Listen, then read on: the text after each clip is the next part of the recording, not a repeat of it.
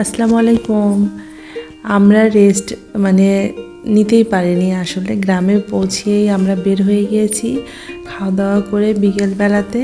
আর আমরা এখন যাচ্ছি জমিতে, মানে আমার শ্বশুর আব্বুর জমিতে, যেখান থেকে আমরা বেগুন তুলবো আর কি।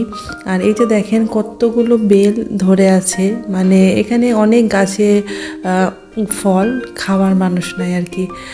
এগুলো মানে গ্রামে গ্রামে রাস্তাতে এত কলা গাছ, এত মানে খাওয়ার ফলের গাছ, তো এখানে কেউ কারোটা পেরে নিয়ে যায় না, কারণ নিজেরটাই নিজে অনেক থাকে।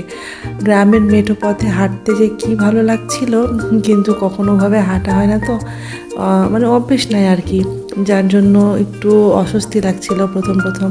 তো আমরা যত জার্নি করে আসছি তারপরেও মনে হচ্ছে কোনো ক্লান্তি নেই। আর এখানে এই তো আব্বু অনেকগুলো বেগুন গাছ লাগিয়েছে, তো আমরা এখন বেগুন পেড়ে নিচ্ছি, কারণ কালকে সকালবেলাতে আব্বু পুকুর থেকে মাছ ধরবে, আর মাছ আর বেগুন আলু দিয়ে রান্না হবে। তো যেহেতু এখন বিকেলবেলা, তো আব্বু বলছে চলো যে সবাই মিলে বেগুনটা পেড়ে নিয়ে আসি। তো আমরা বেগুন পাড়তে চলে গেলাম, কারণ সকালে সময় পাওয়া যাবে না, সকালে আমরা পুকুরে মাছ মারবো। আর এখানে আমার মেয়ে ছোটো ছোটো ডুমুর পেরে নিয়েছে, তো এগুলো মানে আমার শ্বশুরের জমি। তো এখানে এখন কিছুদিন আগে ধান তোলা হয়ে গিয়েছে, এখন এখানে পেঁয়াজ লাগাবে। আর এই যে আমার শ্বশুর আব্বুর জমির উপর দিয়ে আমরা হেঁটে যাচ্ছি। আর এখানে এখন সব কিছু আবার প্রসেসিং করে এখানে হয়তো বা আর এক সপ্তাহের মধ্যে পেঁয়াজের চারা বপন করা হবে, এখানে পেঁয়াজ লাগানো হবে।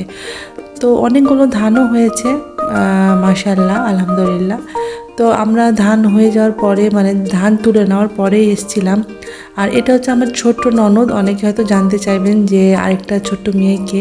তো আমার মেয়ে আর ওইটা হচ্ছে আমার ছোট ননদ, মানে ওদের 1.5 বছরের ডিফারেন্স আর কি। আর এটা হচ্ছে ধনের পাতা তুলে নিচ্ছি, কারণ শীতের মধ্যে যে কোনো সবজিতে ধনের পাতা দিয়ে রান্না করতে বেশ ভালো লাগবে। ধনের পাতাটা আমাদের জমির না, অন্যজনের জমির।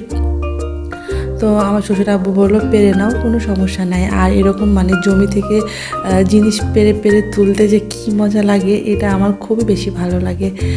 তো আমি একদম ফ্রেশ ফ্রেশ ধনের পাতা পেরে নিলাম। আর এখানে এই যে মানে পেঁয়াজের মানে ছোটো ছোটো গাছে এখন ওরা সার দিচ্ছে। তো আমার আম্মু খুব জিজ্ঞাসা করছিল, আর জমি থেকে এসে খুবই ঠান্ডা লেগে গেছিলো, তো কম্বলের মধ্যে ঢুকে চা খাচ্ছি। আর আমার মেয়ে অনেক ক্লান্ত হয়ে গিয়েছে, ও তো এসেই শুয়ে পড়েছে, জমি থেকে এসেই শুয়ে পড়েছে। লাগেজ আমাদের একদম মানে এলোমেলো হয়ে আছে, তো ভাবলাম একটু রেস্ট নিয়ে নিই।